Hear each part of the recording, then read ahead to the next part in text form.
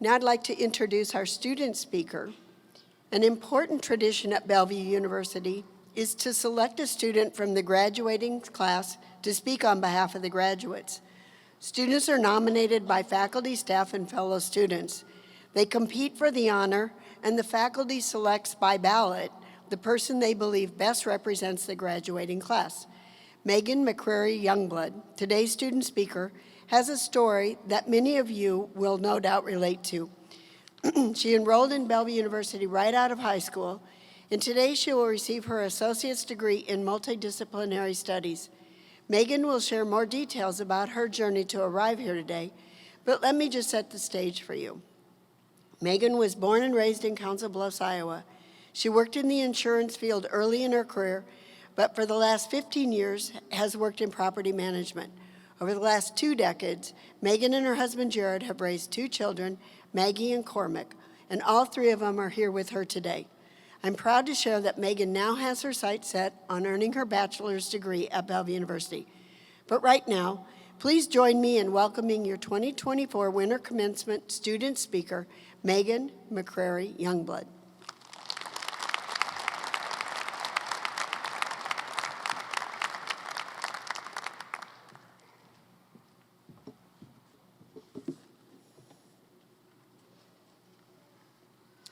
Dear President Hawkins, the Executive Committee, the Board of Directors, faculty, the graduating class of 2024, friends, family, and guests, welcome. I'd like to tell you a story. From my earliest memories, I knew that I wanted to be a lawyer and then go on to be a judge or a magistrate. I'd grown up watching a show that seemed to always be on in my grandparents' house. Some of you might know it. It was The People's Court featuring Judge Wapner. It was a TV show that showed a real-life judge on TV making rulings, and I loved it. As a little girl, I used to play People's Court with my stuffed animals, and even at a young age, I knew that I would go on to be a lawyer. I went through my school days confident that I had a firm plan on life and that I knew the way to become a magistrate. So after high school, I enrolled in Bellevue University in the fall of 1997. I was about to turn 19. The summer after my freshman year here at Bellevue, I fell in love with the boy next door. We quickly got engaged, we bought a fixer-upper, and we got married.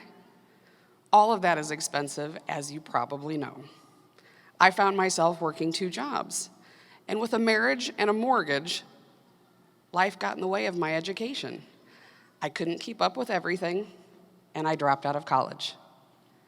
Shortly after I turned 23, I had our daughter, and a few years later, I had our son. I got a better job at an insurance company, and my husband and I got busy raising our 2 kids. We were busy with life. Our kids grew up and got older, and life went on, and I'd kind of forgotten about my unfinished degree. It would flare up occasionally. It was stuck back there. It lingered in the back of my brain, kind of annoying. It would buzz around back there, sort of like an annoying fly. And there would be reminders that I had dropped out of college, and they would randomly resurface. Things like running into an old classmate, and they might mention their college memory and inquire about mine. I can remember applying for a promotion at work, and there was a blank where you were supposed to put your degree, and I had to put no degree on the mine. I can remember hearing my 8-year-old daughter, Maggie, talking with one of her friends about where their parents went to college and graduated. And I remember hearing my daughter say, "My mom didn't graduate." Each time something like that would happen, I would flush with embarrassment. My cheeks were hot, and I was mortified secretly that I had never graduated. So to combat that embarrassment, I started making excuses. I made that excuse to myself and others that life got in my way. A length of time passed, and on March 17th of 2022, I was sitting in a courtroom waiting to present a case for my job. By this time, as you know, I'd left my insurance company and I'd been doing property management for 15 years. I sat in that courtroom that day and I watched the lawyer in front of me incorrectly present a case. That lawyer was new and he didn't really know what he was doing, but I did. The magistrate watched as I stood up and I helped that young attorney, and I showed him the forms that he needed He thanked me, and I handed him my card, and I said, if you get stuck again, just give me a call and I'd help. A few moments later, that magistrate told me it was my turn. I presented my case, and that man asked me to stay after and talk with him.